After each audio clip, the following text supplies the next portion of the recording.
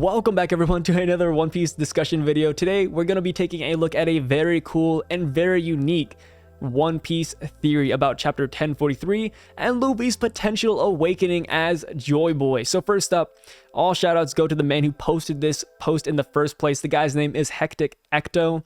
And look at this, dude. Look at this.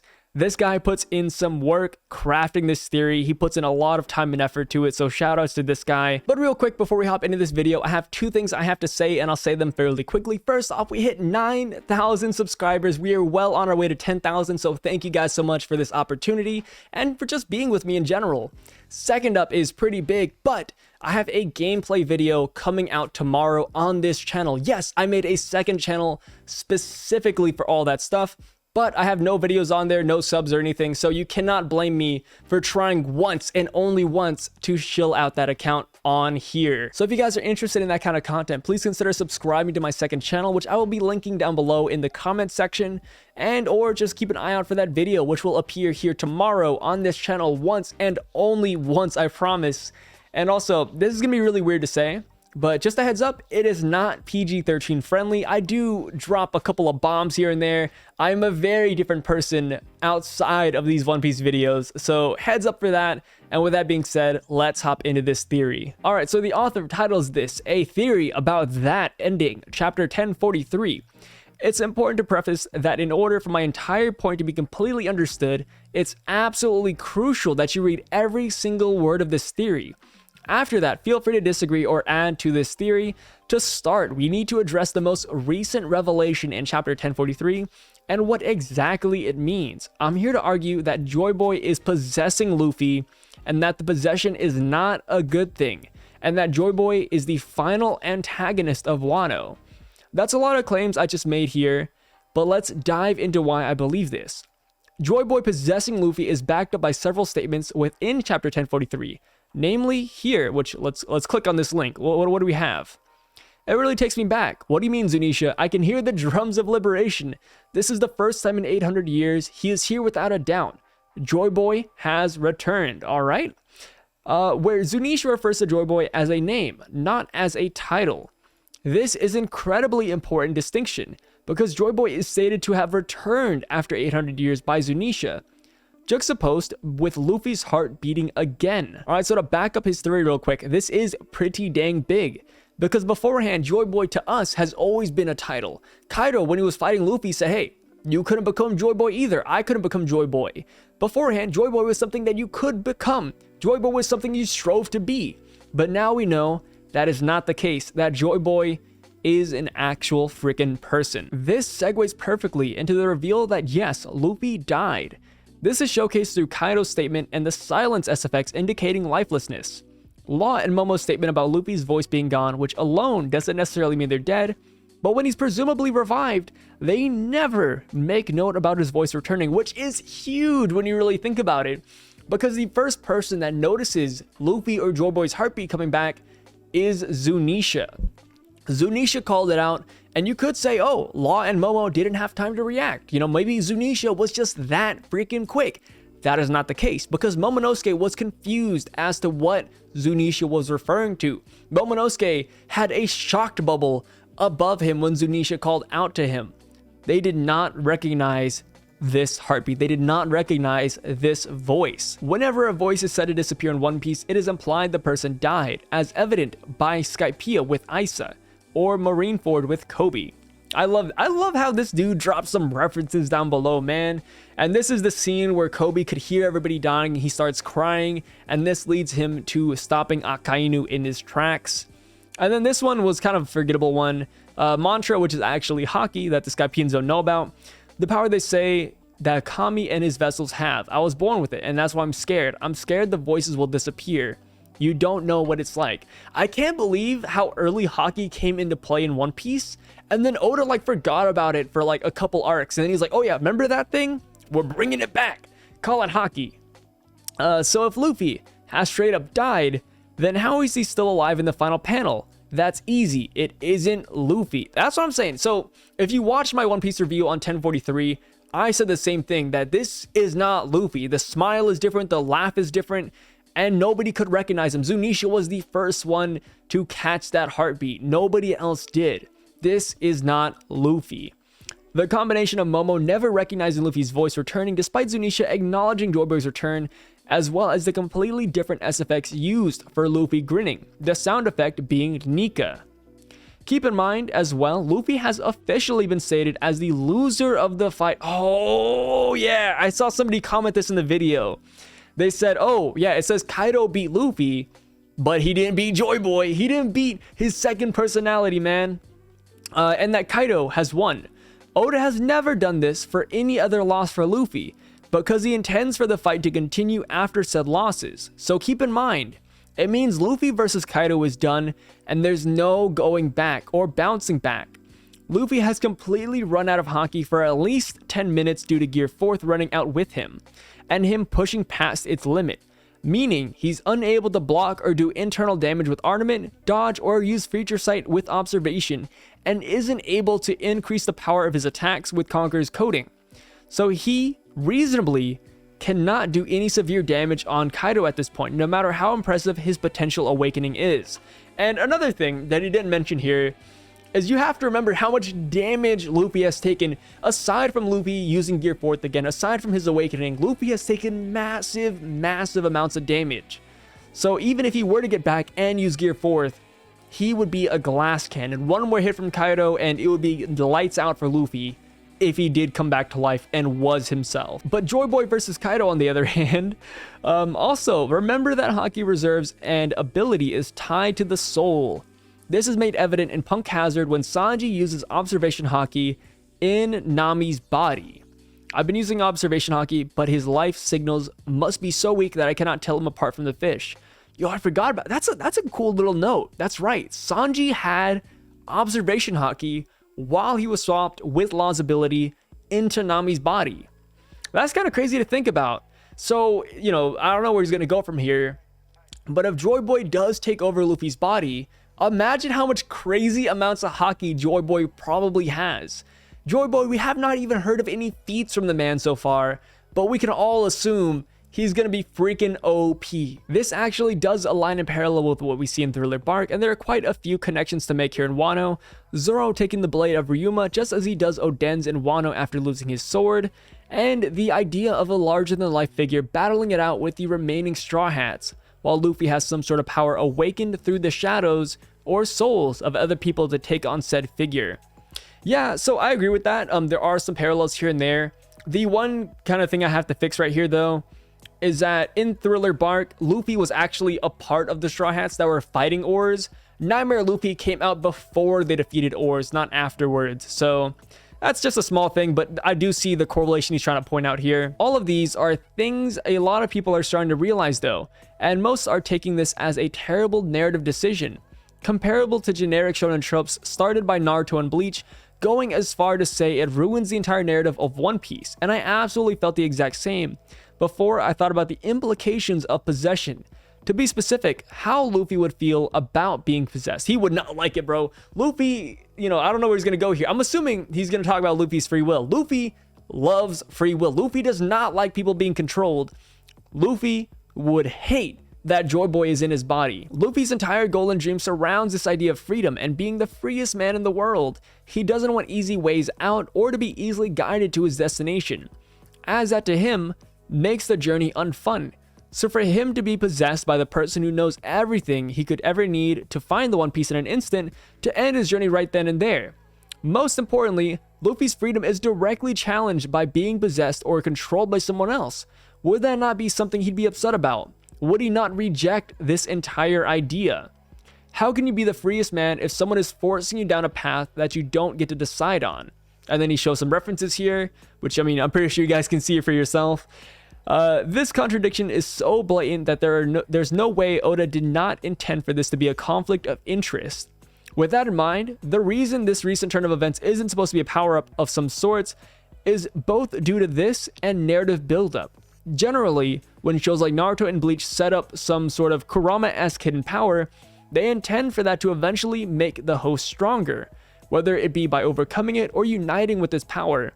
And the way they effectively pace this is by introducing these concepts incredibly early into the respective stories. That way, the main character can grow naturally and tap into that power in a believable way. What makes the Joyboy revelation different, however, is that this is only now becoming an important plot point. If Oda intended this to be permanent or an eventual power-up for Luffy, why introduce it right before the final saga of the series? There's such little room for growth, and that doesn't make sense for this to be the end of it all. If this isn't a power-up, and Joyboy existing and controlling Luffy's body is directly conflicting with the entire overarching goal of the main character, wouldn't that make him an antagonist? This is the main reason I've made this theory. The thought of Joyboy being an antagonist would have felt like fanfiction a chapter ago, and to some degree it still does. But there's details in this chapter along with the previous section that push a final internal and potentially external struggle between Luffy and Joyboy. See, the thing is that I could see this happening, Luffy fighting for control over his own body. Physically, I can't see it though, because Luffy has died and they only share one body. Unless Joyboy like splits out of him, I can't really see that happening. I really see this going more of a Bleach, Ichigo, and Getsuga moment, where he goes inside of his own mind and fights his other personality. Firstly, Joyboy here represents the antithesis to Luffy's goal and the main theme of One Piece. Throughout the series and every arc, we've had a focus on restoring freedom to people or entire nations. Whether it be Alabasta with Vivi, Dressrosa with its citizens and the Tantara tribe, or Whole Cake Island with Luffy's promise to come back and take down Big Mom for Katakuri. But a key thing that makes conflict incredibly enticing for both of the readers and Oda is when the person is in jeopardy hits closer to home. Sanji and Whole Cake Island, Nami and Arlong Park, Robin and Enies Lobby are incredibly iconic character arcs tied to the character obtaining their freedom again. The most iconic of which is Ace at Marineford, who Luffy failed to free. So it's fitting that in the final stretch of Wano arc, an arc where Oda intends for us to keep an eye out for Luffy's developments, that we now get a figure directly challenging his free will. Where in every arc, Luffy consistently fights for the freedom of others, now he finds himself in peril of losing his own. See, the funny thing, or I guess the cool thing about this theory, is that I've seen a lot of threads talking about, hey, you know, Wano has no stakes. Wano is a terrible arc because there's no tension here. If Luffy literally has to fight for his own body and to fight for his own freedom like this guy is saying, then boom, there's your stakes. Those are the stakes you've been asking for a while now. They've been cooking on that grill. They are now well freaking done. Not just that, the theme of passing on will across the generation is also now in jeopardy, because Joyboy is directly affecting current events. His will isn't being passed on to the next generation. He himself is acting on his own goals. We always presumed he'd be the one to pass down this will, and yet he still remains alive 800 years later. A similar circumstance to Emu, if anything, if Emu even has the iconic straw hat, seemingly centuries old at this point. With the potential of also being at least 800 years old and being the highest power on their side, controlling the world like a puppet.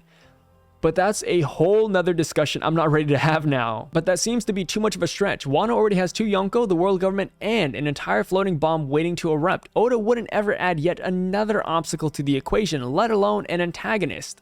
Yet, Oda and the current director of the Wano anime confirm an antagonist greater than even Kaido, who'll be fought during the Wano country arc. A lurking legend. Is that actually true? I've seen the thing about the lurking legend, but I didn't know that it was actually confirmed to be an antagonist, because that'd be kind of nuts. He then includes a couple of references here. I'll introduce one of the legends which lurks in One Piece world. The greatest enemy ever for Straw Hats will hinder their way. Perhaps it will be something related to Whitebeard. Oops. It seems I'm being too talkative. Can you believe Marineford Summit War will look cute compared to that? Note, this isn't referring to Emu. If it was, he wouldn't have been referring to story details and fights he wants to introduce in Wano, not Reverie or the final saga. And then he says, the fight against Kaido and the fight against the last big enemy in this arc. Oh, I didn't even think about that. See, when they said this one, I saw this clip actually.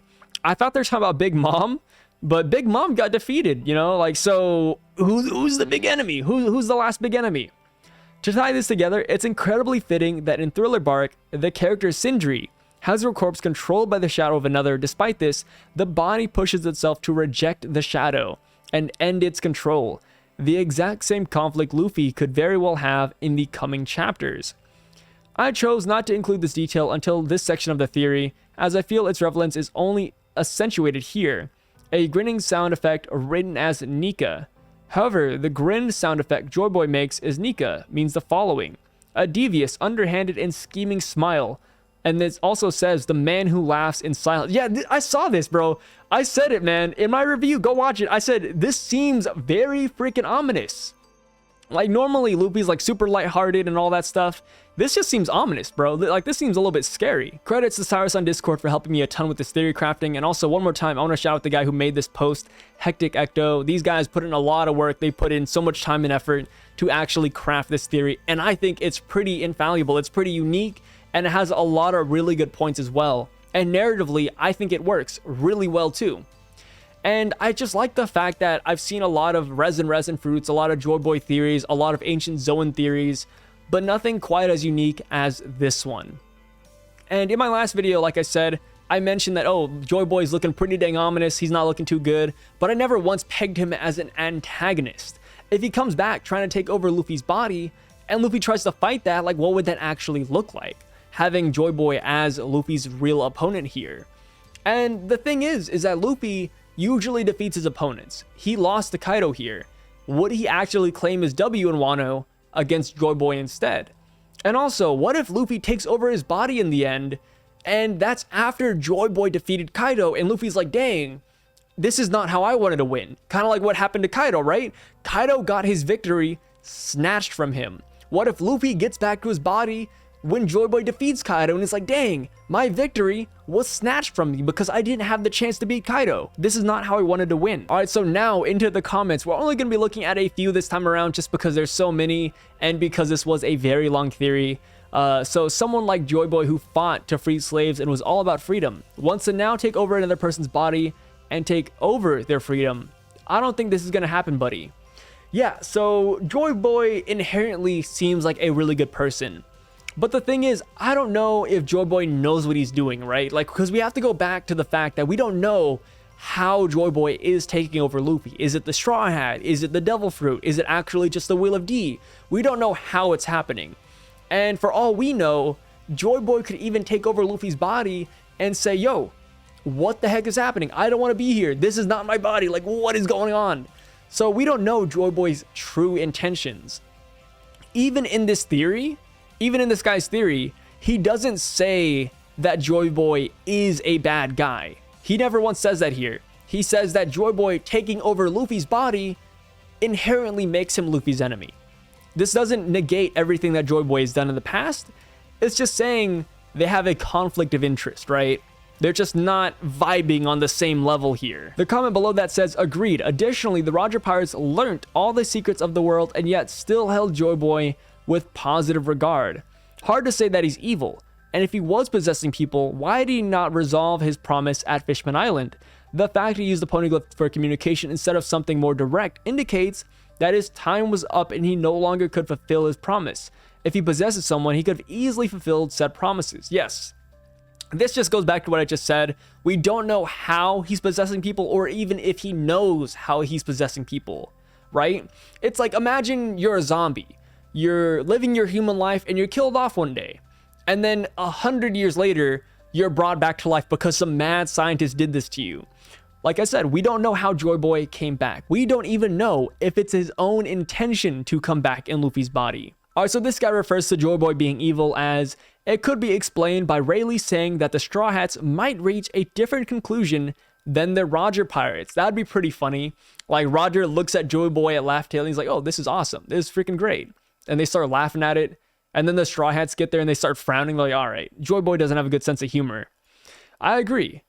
We're almost in the end game of the story, and we still have the Blackbeard, the Marines, Emu, Zebek to focus on. Besides that, there's also Shanks and Dragon, who will probably play a major role in the story. And now suddenly, Joyboy's also an antagonist. According to Oden's flashback, Joyboy was the one who created the One Piece treasure, or at least was involved in it. From the information we have, it seems really ambitious to paint the original Joyboy as a villain. See, I think people are getting too sidetracked with the villain thing, man. Joyboy is not a villain. Lore-wise, he's not a villain. And in this theory, he's not a villain. He's only bad because he's in Luffy's body unwillingly. Alright, so next comment, it says, I am not against it, but I do not believe it's a possession plot. Though my only supporting reason is, prior to chapter 1043, there has been very little to support something like this could even happen. Only Cavendish's split personality is somewhat similar to it. In chapter 1043, Zunisha just heard Joyboy's voice, so he assumed it's Joyboy. I think the reason why it sounds familiar is because Joyboy had the same fruit and had it awakened. That's a pretty good counterpoint. I like that. I like that. And this guy says, I agree. It wouldn't be a possession. Luffy is clearly more than just a vessel that ate the Gomu Gomu fruit. He already demonstrated the ability to hear the voice of Sea Kings and Zunisha, just the same as Roger presumably could. He also has the will of D, which the elders have clearly feared for some time. It's very likely that Luffy is a descendant of Joyboy and is able to tap into some latent ability that he possessed as well. As for the Gomu fruit, it likely belonged to Joyboy in the past. We know its significance going by Who's Who, and it would make sense that awakening it could coincide with awakening Joyboy as well. Though I wouldn't say it's just a coincidence that Luffy is the one who ended up eating the fruit. It surely was destined to happen to him. Specifically, if you consider that the events leading up to this point have been predicted for at least decades now by Roger and Oden. And recently, a lot of people have been saying that Shanks has also predicted Joyboy's arrival, and that Luffy is the one who needs to have the Gomu Gomu no Mi and the Straw Hat. So these theories are getting pretty insane at this point. It's pretty crazy how just one panel can throw the entire fan base in a frenzy of theories, man. Last comment here, because like I said, this video is getting kind of long, but it says, this is interesting to say the least. I like this better than the Joyboy takes over and fights Luffy's fight for him idea. But why and how did Joyboy possess Luffy? Was he just waiting for someone strong to die to do so? I think it's crazy to think of Joyboy as an antagonist, but I do kind of like the idea. We're all expecting this heroic figure to step forward, but imagine it turns out he's the bad guy and he's the one who destroys Fishman Island. I sort of feel like wherever the story goes for now is really going to make or break the series. It really is. I feel like the reason there's a break is just for Oda to like flip a coin and decide what he wants to do. Like, oh, do I make him good or do I make him bad? Like, who knows what's going to happen, man?